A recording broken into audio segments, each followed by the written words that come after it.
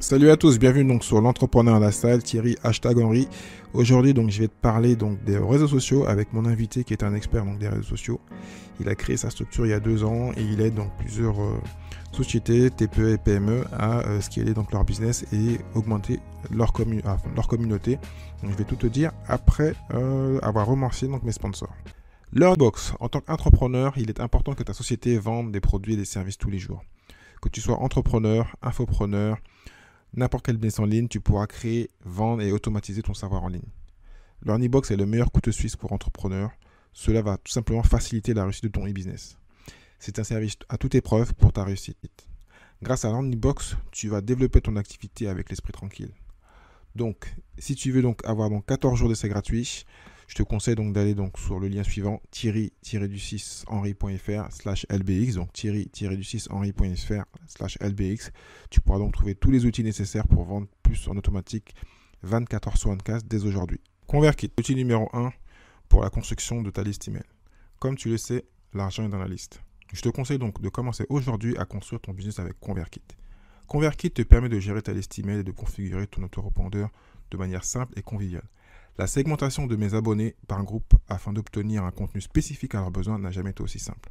ConvertKit est une puissante plateforme de marketing par email qui automatise énormément le processus de gestion des listes email, ce qui t'offre la possibilité de concentrer tes efforts ailleurs, tout en continuant à faire grandir ton business. Pour tester gratuitement pendant 14 jours aujourd'hui, il te suffit d'aller sur le lien suivant thierry-du6henry.fr/ckt. Donc thierry-du6henry.fr/ckt. Donc, de retour avec Pierre Capel, qui est mon invité aujourd'hui, donc expert des réseaux sociaux. Quand je dis réseaux sociaux, on va parler donc des réseaux pour les pros, donc de 4 réseaux, donc précisément Facebook, Instagram, LinkedIn et Twitter. Il va nous donner donc beaucoup de conseils pour pouvoir donc scaler donc nos business et créer une communauté, récupérer des mails et vendre à la communauté. Aussi simple que ça. Donc je te dis à tout de suite avec Pierre Capel. Salut Pierre, comment tu vas ? Salut Thierry, ça va bien et toi? Oui, très bien, merci.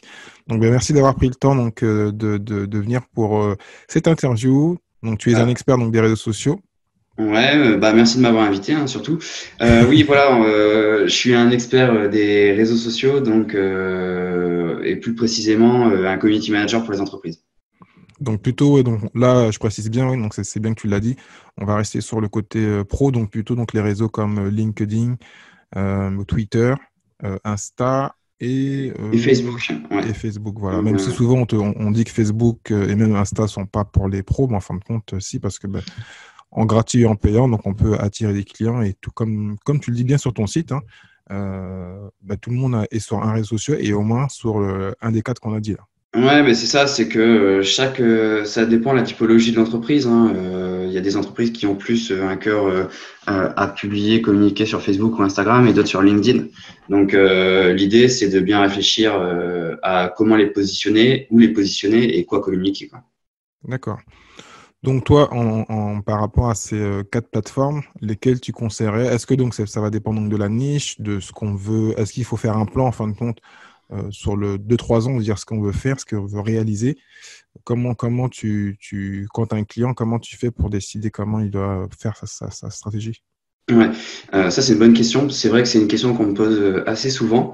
La plupart du temps, j'ai des entreprises qui ne communiquent pas encore et savent que c'est très important, voilà, de commencer à communiquer parce qu'il faut être les premiers sur le marché dessus. Et déjà, quand on a une entreprise plutôt B2B que B2C, B2B, on va essayer de la positionner plus sur LinkedIn. B2C, on va essayer justement de la positionner sur Instagram, qui est très en vogue en ce moment, ou alors on va pouvoir la positionner sur Facebook. L'avantage pour le B2C, c'est que quand tu crées un compte vraiment professionnel dessus, tu peux créer une boutique. Et donc, derrière, tu peux déclencher des achats qui restent sur cette plateforme. Donc les boutiques marchent bien sur Facebook? Ouais. Moi, j'ai une entreprise qui souhaite créer une boutique et elle sait que ses concurrents vendent quand même assez bien grâce à ça, justement. Mais donc, c'est plutôt en payant, je pense. Et elles envoient un peu de trafic ou c'est avec du contenu gratuit? Bah c'est alors le concurrent, je l'ai analysé, j'ai pas encore pu travailler dessus, mais en tout cas ils font du contenu payant et de la publicité donc payante, mais aussi du contenu organique. Derrière en fait, si tu as vu la publication et que tu vas sur la page, à ce moment-là tu vois forcément leur boutique. Ah, donc t'es retargeté Ouais, directement. ouais, un petit peu. D'accord. Et donc tu conseilles donc plutôt, donc selon la stratégie B2B, B2C, donc de choisir LinkedIn ou Ouais, voilà. Facebook. Et donc automatiquement, si tu as Facebook, tu renvoies sur Instagram, c'est ça? Ouais, c'est ça. Ben, en fait, il y a des entreprises, après, c'est pareil, hein, qui ne sont pas présentes sur Instagram parce que ben, on sait qu'Instagram, c'est quand même le réseau social de la photo. Hein.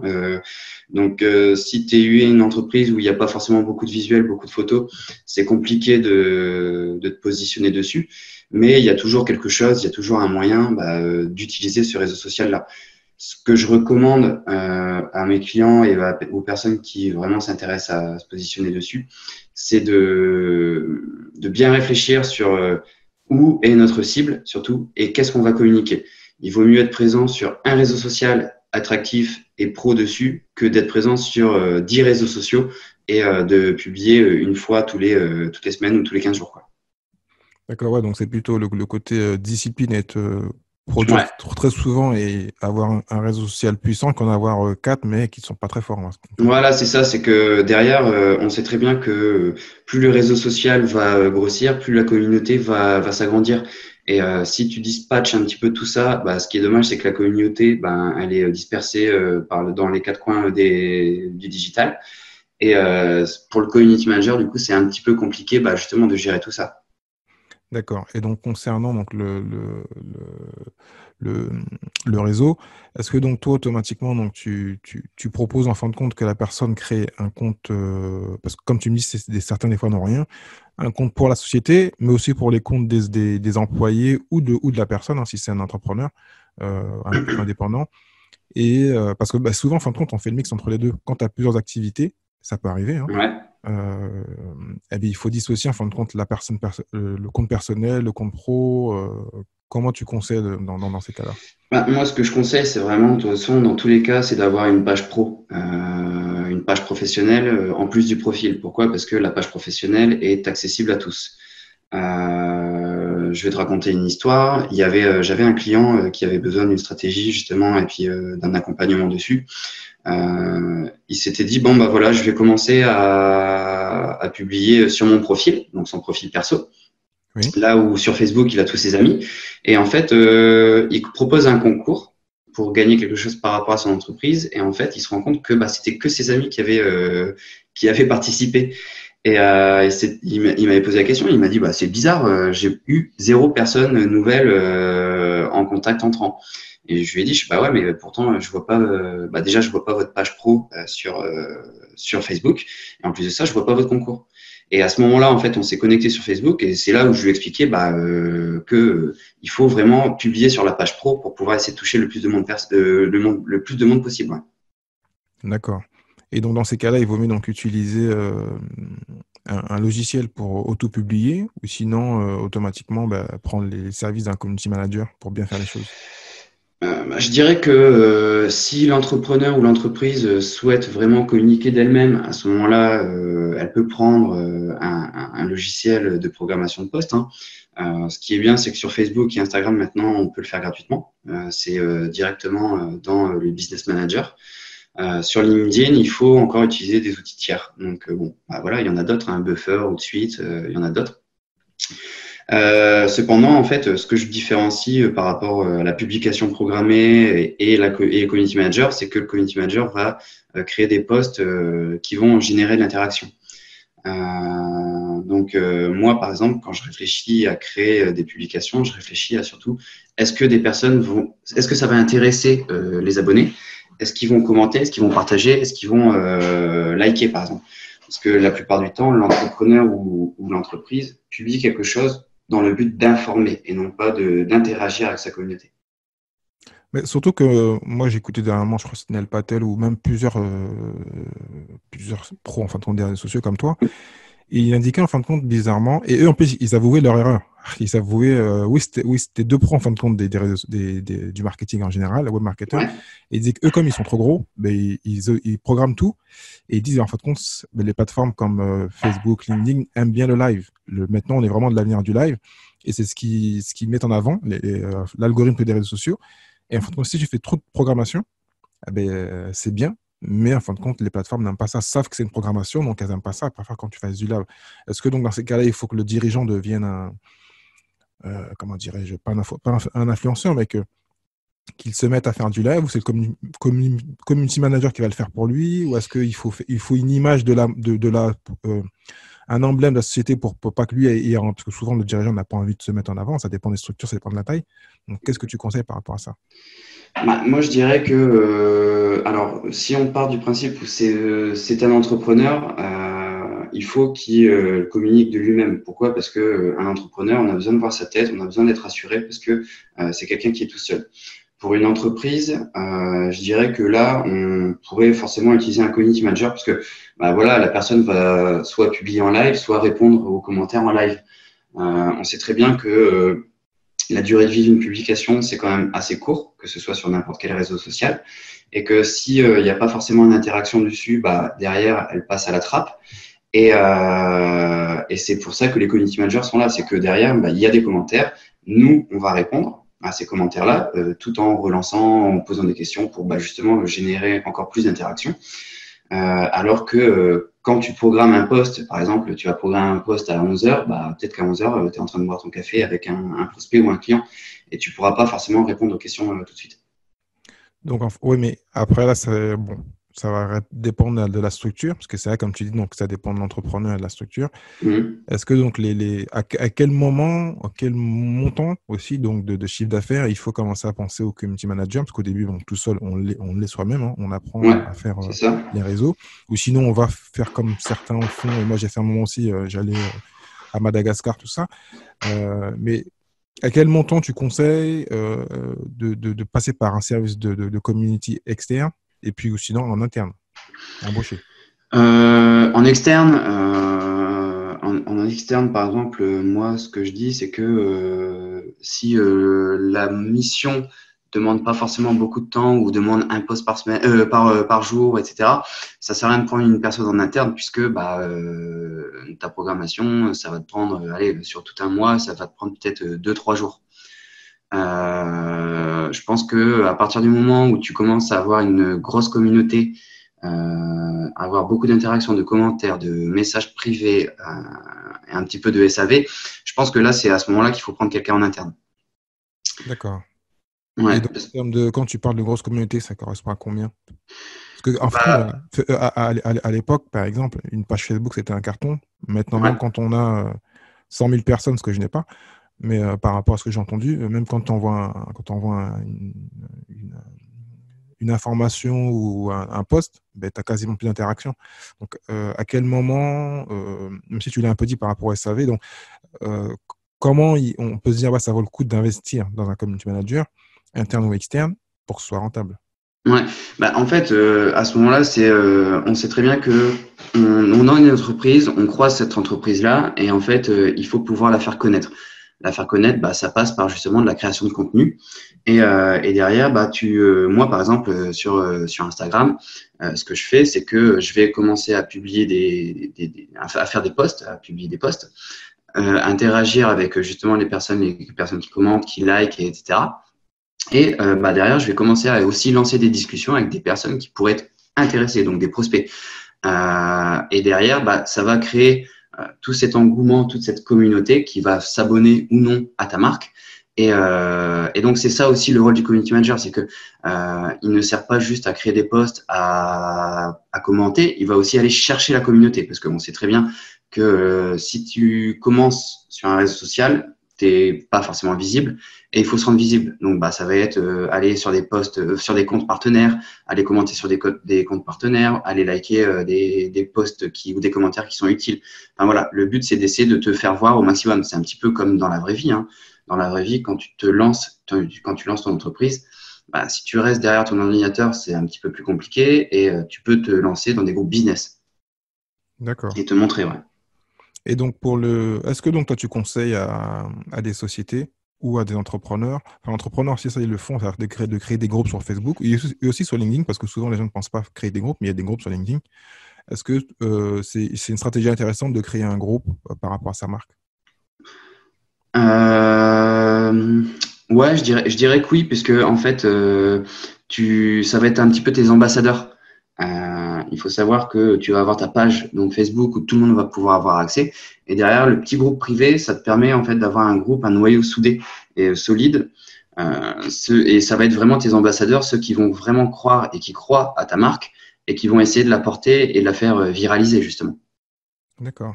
Et est-ce que donc, parce qu'en fin de compte, que ce soit en ligne ou hors ligne, hein, je le répète souvent et tout le monde le dit, l'argent est dans la liste, même si on dit que l'email marketing est fini. Est-ce que donc toi, tu as des techniques? Est-ce que donc tu conseilles ça à tes clients de récupérer en fin de compte enfin, c'est bien donc de créer la communauté, mais on est quand même chez Facebook, chez LinkedIn, chez Twitter, chez Instagram, donc on n'est pas chez nous. Les Ouais. mails peuvent nous fermer notre compte. Est-ce que donc il y a des stratégies où toi tu fais tout ce qu'il faut pour récupérer du mail? Parce que je pense que là, ça devient rentable si on crée une Ouais, mais c'est communauté et on ça. C'est récupère des mails. alors il y a toute une technique, hein. Par exemple, pour les entrepreneurs, bon, je fais pas forcément de récupération de mails puisque c'est quand même quelque chose qui demande un peu de temps. Mais par contre, pour les entreprises que j'accompagne justement sur Facebook et sur Instagram, par moment, ce qu'on fait, c'est que bah du coup, tu lances un concours. Et en fait, tu renvoies vers une landing page où tu offres quelque chose, tu sais, en landing page. Je pense que tout le monde qui va écouter le podcast ici sait ce qu'est une landing page. Oui. Donc, ça permet bah, voilà, de sécuriser un petit peu aussi ton compte et puis de gagner, bah, de faire grossir ta boîte contact. Puisque, bah, comme tu disais, si un jour Facebook ou Instagram ferme, bah, c'est dommage parce que tu perds tout le monde, quoi. Bah, automatiquement. Ouais. Et donc, concernant, parce que là, on est resté sur Facebook et LinkedIn, un peu d'Instagram et Twitter. Donc, quelle est la stratégie sur Twitter? Quel est le type de client et de structure que tu mets sur Twitter? Alors, en fait, là, ça dépend vraiment. C'est exactement ça. La question est très bonne puisque c'est vraiment des secteurs qui sont priorisés sur Twitter. Par exemple, moi, j'avais fait du conseil pour une team de e-sport parce qu'en fait, ils souhaitaient communiquer. Donc, eux, leur but, c'était de se faire voir, de se faire connaître par le grand public, mais aussi de générer des partenariats. Donc, bah, en fait, les partenariats, je leur ai dit, bah, lancez-vous sur LinkedIn, il faut commencer à créer une stratégie. Mais par contre, pour vous faire vraiment connaître du grand public, pour pouvoir, parce que ils vont faire des streamings, des lives et tout, je leur ai dit, bah, pour attirer toutes ces personnes-là, il faut aller sur Twitter, puisqu'on est sur le média, enfin, sur le réseau social du direct, quasiment. Et surtout, un truc qui est bien, après, je ne sais pas si tu as fini, excuse-moi. Non, vas-y, vas-y. Non, ce qui est bien, c'est par rapport à Twitter, par rapport à tous les autres, c'est que, bon, je vais pas vraiment le dire comme ça, mais Twitter, tu peux quasiment pas spammer, mais tu peux reposter plusieurs fois, ils sont pas chiants. Ouais, c'est ça. Comme il y a une grande, comme tu dis, instantanéité, quasiment ton post il disparaît assez rapidement. Tu peux poster plusieurs fois. À la base, pour moi, dans mon esprit, non, c'était plus pour des blogueurs ou des gens qui ont du contenu qui Bah, de est à toute façon, lire. à la base, Twitter a été fait par des journalistes. Voilà, tout à fait. Donc voilà, on sait que les journalistes, on est sur du live ou du direct. Donc Mhm. bah, il faut pouvoir communiquer assez rapidement et très brièvement. Et je pense que Twitter, on est là pour ça. Et comme tu dis, parce que par rapport à, j'ai oublié le logiciel que tu disais tout à l'heure, que j'utilise, Outsuite, voilà, ou Ouais, d'autres, ensuite. tu peux publier même trois fois le même article dans la même journée, le matin, l'après-midi et le soir, ils vont pas t'embêter. Et sur Facebook, ils vont savoir que c'est le même lien, c'est le même Ouais. article, là, ils vont t'embêter. C'est vrai que Twitter est un peu plus souple par rapport je vais appeler ça, pas forcément le spamming, mais la redite plutôt. Ouais. Ils sont assez souples sur ça, alors que sur Facebook ou sur les autres réseaux sociaux, si tu commences à publier toujours la même chose, ben, ils vont te faire perdre en portée, quoi. D'accord. Donc la stratégie, donc c'est plus donc pour tout ce qui est instantanéité, Ouais. discuter avec les gens. C'est ça, ouais. Moi, ce que je conseille souvent, c'est de faire de Twitter un SAV, puisque bah, tu peux rentrer en contact très facilement avec les abonnés ou avec le compte et on est alerté tout de suite. Euh, Et donc pareil, c'est un compte pro ou c'est le compte de la personne? Parce que moi, je l'ai Compte pro. utilisé des fois, comme je suis aussi donc, consultant BizDev, Ouais. en plus de l'affiliation, et je l'ai aussi donc des fois utilisé comme j'arrivais pas à avoir les mails des gens ou de les avoir sur LinkedIn. Je me suis dit, bon, bah, je vais les contacter directement sur Twitter et c'est direct, quoi. Ouais, bah, en fait, ça, c'est une super bonne idée. Quand tu es entrepreneur, moi, je pense que, de toute manière, il faut utiliser ton compte perso. Quand tu es une entreprise, tu te dois d'avoir une page professionnelle, hein, ce qui est logique, puisque toute ta communication va être dessus déjà. Et derrière, bah, les personnes ne savent pas qui est le dirigeant, par exemple, d'Adidas. Mhm. Donc, ils vont plutôt aller sur la page Adidas plutôt que d'aller chercher sur des sites le dirigeant d'Adidas, par exemple. D'accord, ce qui est logique. Là, je vais te poser une question, mais vraiment très générale, même si, Ouais. bon, logiquement, on connaît un peu la réponse. Mais sur ces 4 réseaux-là, comment créer, en fin de compte, une vraie grosse communauté? La récurrence, en un mot, moi, pour moi, c'est la stratégie. Parce que si tu publies des choses un peu à la va-vite, sans forcément de réflexion, bah, tu vas peut-être intéresser les gens sur l'instant T et derrière, tu ne vas plus les intéresser. Et après, derrière, il y a la récurrence. Il faut être visible. Il faut être beaucoup visible. On sait que sur LinkedIn, c'est plus long. On peut faire un post et ça dure plus longtemps que les autres. Mais sur Facebook, sur Instagram, sur Twitter, on est obligé d'être récurrent. Donc, ce que je dis, c'est de poster au moins une fois tous les jours, quoi. Une fois tous les jours, d'accord. Ouais, ouais, au minimum. Hein. Après, voilà. Et il faut respecter, parce que je sais qu'il y avait j'avais lu ça, je crois. Enfin, j'ai même fait un article dessus, mais bon, moi, je respecte pas vraiment ça. À part sur YouTube où je respecte parce que je publie à des heures précises, est-ce qu'il faut automatiquement aussi donc apprendre à connaître les algorithmes ou le faire connaître par son community manager qui doit le connaître et pour poster à des heures précises? Parce que quand on veut pas s'embêter, on programme. Et donc, quand on programme, ben, des fois, on programme sur les mêmes réseaux au même moment, mais souvent, Ouais, c'est pas les bonnes heures. c'est Ou est-ce ça. qu'il faut donc programmer par réseau social à l'heure qui est, entre parenthèses, indiquée chez eux? Bah, chaque réseau social a son rendez-vous, donc son heure, son moment, et il faut, bah, pour ça, connaître son public. Hein. C'est ce que tu dis, c'est ce que tu as dit. L'algorithme va forcément, si tu as un post et que tu n'as pas de viralité dessus, bah, il te squeeze et parce qu'il y a des milliers de posts qui sont créés chaque minute. Donc, pour moi, c'est créer des rendez-vous. Donc, par exemple, si tu vas publier sur Instagram à 18h30, bah, il faut toujours essayer de gérer cette tranche horaire-là, puisque en fait, tu vas créer un rendez-vous pour tes abonnés. D'accord. Euh, Il faut être récurrent donc dans le nombre de postes, mais aussi donc toujours à la même heure. ouais, après voilà, tu peux modifier selon la saisonnalité et tout. Mais tu vois, moi, par exemple, moi, j'accompagne une entreprise qui est sur le secteur plus adulte. Lui, il est positionné sur Instagram. Sur Instagram, bah, du coup, comme on est sur du secteur adulte, je vais pas poster en pleine journée, tu vois. D'accord, ok. Et je sais que son pic de visibilité, il est entre 18h30 et 20h. D'accord. Ouais, donc après, c'est aussi, comme tu dis, ça dépend aussi après du produit et de l'heure où les gens Exactement. vont Ouais, du répondre. secteur, hein, du secteur, c'est pareil. Hein. Tu fais un secteur plus, je sais pas, porté maman, parent, bah, tu vas peut-être essayer plus de publier le mercredi. D'accord. Oui, mercredi ouais, ou le vendredi, peut-être. Ouais, voilà, c'est ça. Le Jeudi RTT, mercredi, ouais. c'est la journée des parents. Vendredi, c'est le RTT. Enfin, voilà, t'as très bien compris que c'est selon la cible aussi de ton entreprise. Donc, il n'y a pas de hasard, il faut vraiment bien réfléchir. Enfin, en Ouais, plus de poster, bon, des fois, on peut poster pour poster, mais bon, des fois, on poste entre parenthèses mal parce qu'on poste, mais il n'y a pas de stratégie derrière. Il faut toujours avoir une stratégie et pas poster juste pour poster. ouais, c'est ça. C'est que derrière, il faut se dire, bah, mon poste va intéresser, va être intéressant, va proposer quelque chose. Parce que poster pour poster, enfin, moi, ce que je dis, j'accompagne justement les entrepreneurs. À un moment, je sais pas, ils sont en plein repas avec un prospect. Ils veulent le poster sur LinkedIn. Bah, je leur dis, c'est quel est l'intérêt de mettre cette photo-là, ce post-là. Ils font, bah, je sais pas, j'avais envie de montrer que j'étais en rendez-vous. Mais je dis, c'est bien d'aller en rendez-vous physique, mais je veux dire, il n'y a pas d'utilité sur LinkedIn. On n'est pas sur Facebook, on n'est pas en réseau perso. Je veux dire, ça, c'est des choses qui restent en off. D'accord, ouais. Donc, faut oui, toujours penser stratégie, même si bon, bah, souvent on n'y pense pas. On a toujours cru qu'il fallait juste poster et puis les gens vont automatiquement venir. En fait, c'est pas ça, ça n'a rien à voir. Exactement, ouais. Faut avoir une utilité. Moi, pour moi, enfin, il y en a certains d'autres community managers qui diront peut-être certainement autre chose, mais pour moi, je poste des contenus utiles et je préfère poster des contenus intéressants plutôt que juste poster pour poster. D'accord. Concernant Instagram, pour revenir Ouais. sur Instagram, donc est-ce que donc toi tu utilises tout ce qui est live ou est-ce que donc le post classique est bon? Parce que moi, en fait, là, je vais parler de mon cas personnel. Moi, j'ai un Instagram qui est pas mauvais. Bon, je suis Mhm. pas à 10 000. Je poste, des fois, j'arrive à poster régulièrement, mais j'avoue que je suis plus. J'y vais pour regarder vite fait, mais je suis pas dingue d'Instagram, même si Ouais. tout le monde dit que c'est bien, c'est extraordinaire. Mais j'utilise pas tout ce qui est live, tout ce qui est assez moderne, on va dire. Est-ce que donc ça, c'est ce que peuvent utiliser des sociétés?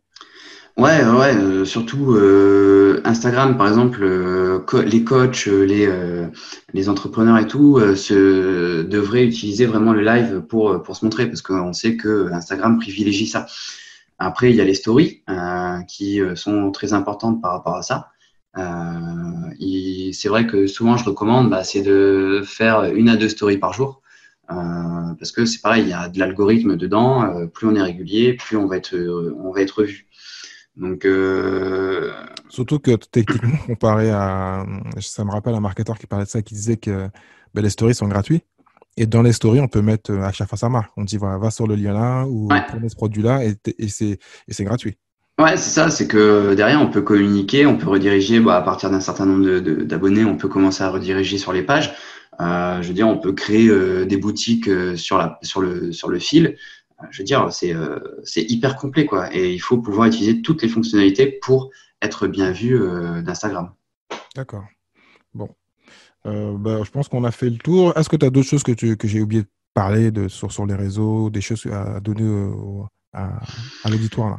Moi, je pense que si vous voulez vous lancer sur les réseaux sociaux, avant de lancer, de commencer à publier des choses, réfléchissez bien, posez-vous, prenez une feuille de papier, réfléchissez stratégie, ce que vous allez dire.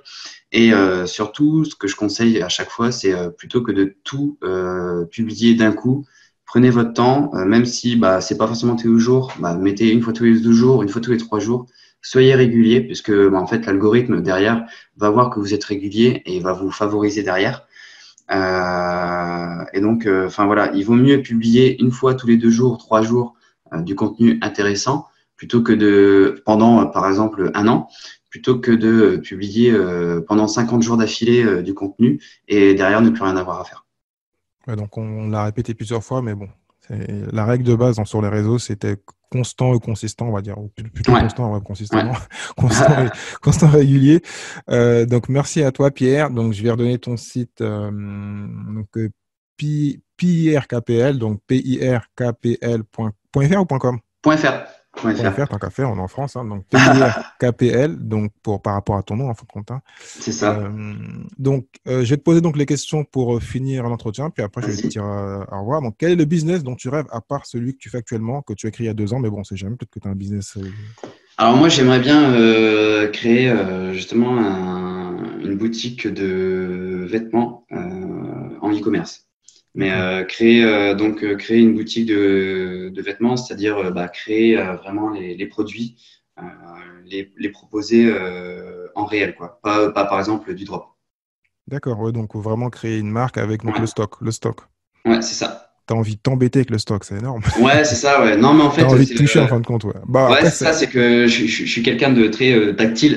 donc, non, bah, donc tu es plutôt e-commerçant du type Amazon FBA, quoi. Amazon ou Ouais, D'accord, ok, c'est je vois. ça. Quelle est ta meilleure expérience en tant qu'entrepreneur ou investisseur? Bah moi, c'est plus. Il y avait une personne qui avait vraiment un besoin énorme en visibilité et depuis, je l'accompagne, ça fait un an. On a quadruplé sa communauté. Il augmente son chiffre d'affaires grâce justement aux publications. Et je pense que pour moi, c'est ma plus belle expérience, en tout cas depuis un peu moins de 2 ans. D'accord. Donc, quel est pour toi le meilleur levier pour devenir entrepreneur? Le meilleur levier pour devenir entrepreneur. Hmm. Ben, les réseaux sociaux, non, je dis une bêtise. Ouais, ouais, J'allais non, mais répondre pour toi, mais non. non, mais c'est vrai que tu as les réseaux sociaux, mais je pense que il faut avoir déjà un beau projet pour devenir un entrepreneur et croire en son projet. Après, derrière, le reste va découler. Donc, on en revient toujours souvent à la question, mais c'est le développement personnel, croire en Ouais, soi ouais, et le why aussi. Ouais, voilà, avoir un vrai pourquoi et une vraie raison de créer le business. c'est ça. Ok. Quel est le livre que tu conseillerais à tout entrepreneur et pourquoi? Le livre. Alors, je lis pas beaucoup. Là, Sinon, par exemple. un podcast ou une vidéo qui fait un carton. Ah ouais, bah un podcast. Moi, je suis fan. Je sais pas si tu connais. Bah, tu l'as interviewé il y a pas si longtemps. C'est ça, il me semble. C'est Yann Le Nen, Oui, tout à fait, oui, Yann. que j'apprécie beaucoup. Et le Ouais, mais il super a défi. arrêté son podcast, c'est pas bien. Ouais, il a arrêté. Bon, il en fait de temps en temps. Il en fait 2 fois, 3 fois par semaine, je crois. Mais bon, moi, j'apprécie. C'est lui qui m'a vraiment motivé à me lancer en tant qu'indépendant. D'accord. Et sinon, après, si vous voulez vous tenir à jour sur tous les social media, il y a le Super Daily. Le Super Délice, je crois. J'ai déjà Ouais. entendu ça. Le Et Super Délice. j'écoute aussi beaucoup le Gratin de Pauline Lénieux. Ah, ben je l'ai écouté hier, en plus, le gratin avec Cédric Combé, ceux qui ne l'ont pas écouté, c'est un super interview des, euh, d'une légende déjà, mais qui va le Ouais, devenir. Et donc, oui, ouais. le gratin est vraiment pas mal. Donc, t'es vraiment un fan de podcast, toi, alors. Ouais, ouais, bah, tu vois, je fais beaucoup de routes parce que j'interviens, je fais des formations, je fais des cours dans des écoles. Et bah, sur la route, sur le trajet, plutôt que d'écouter de la musique, je m'écoute un petit podcast. Ah oui, donc t'es un vrai. Ah, très bien, parfait. Ah, je savais pas. Ah, ben, merci, voilà. Quelle est la compétence que tu rêves d'avoir? La compétence que je rêve d'avoir, c'est plus de la compétence commerciale, on va dire. Et t'es un meilleur vendeur. Ouais, c'est ça. Ouais. Non, c'est pour ça que tu as mis Yann Lehen, parce que tu as compris qu'en tant que consultant, ou parce que maintenant tu as une structure un peu plus grosse, mais qu'il faut toujours continuer à prospecter C'est et à ça. aller Ouais. chercher du Ouais. client. Ouais. Et pour moi, c'est quelque chose de primordial, sauf que c'est quelque chose. Là, j'ai la chance de pouvoir fonctionner là en un peu moins de 2 ans par le bouche à oreille. Ça reste quand même la base, hein, c'est quand tu as du Ouais, bouche ouais, à c'est oreille. Mais clair. bon, Ouais. c'est vrai, il ne faut pas se reposer dessus. C'est ça, parce qu'on ne sait jamais. Une mission peut s'arrêter d'un mois à l'autre et du coup, il faut tout recommencer, quoi. Donc, il faut le faire constamment. D'accord. Bon, mais parfait. Ben, Pierre, un grand merci. Bah, merci à toi, Thierry. Donc, je vais mettre donc tous les liens dans le show notes pour ceux qui veulent donc prendre tes services, que ce soit donc petite structure ou grosse structure, hein. Ouais. Voilà. Et puis donc, moi, je te dis à bientôt. Bah, écoute, merci à toi et puis à bientôt. À bientôt. Ciao. Bye. Pour l'épisode 46. Merci à Pierre donc, de tous ces beaux conseils. Donc, j'espère que tu vas appliquer donc tout ce qu'il propose et prendre ton temps parce que donc, les réseaux sociaux, ça ne se fait pas en 30 secondes. Surtout donc, les cas dont il a parlé. Et donc là, on parlait donc plutôt donc, de trafic gratuit, hein. Donc rien de mieux qu'une bonne communauté qui aime nos produits, qui aime nos services pour pouvoir donc, leur proposer donc, ce que l'on a et vendre pas en automatique mais quasiment. Et surtout qu'on peut, comme on a dit, donc récupérer les mails. Donc si tu as aimé l'émission, n'hésite pas à commenter, à aller sur les iTunes, Stitcher, SoundCloud, enfin Spotify, toutes les plateformes de podcast pour aller mettre des clics et des étoiles et pousser donc cette émission, parce que comme je t'ai dit, donc maintenant on fait 2 émissions par semaine et donc le but c'est qu'on puisse donc continuer comme ça, te proposer donc les meilleurs entrepreneurs, investisseurs et aussi donc experts dans différents domaines. Donc moi je te dis grand merci et à la semaine prochaine pour de nouveaux épisodes. Ciao ciao.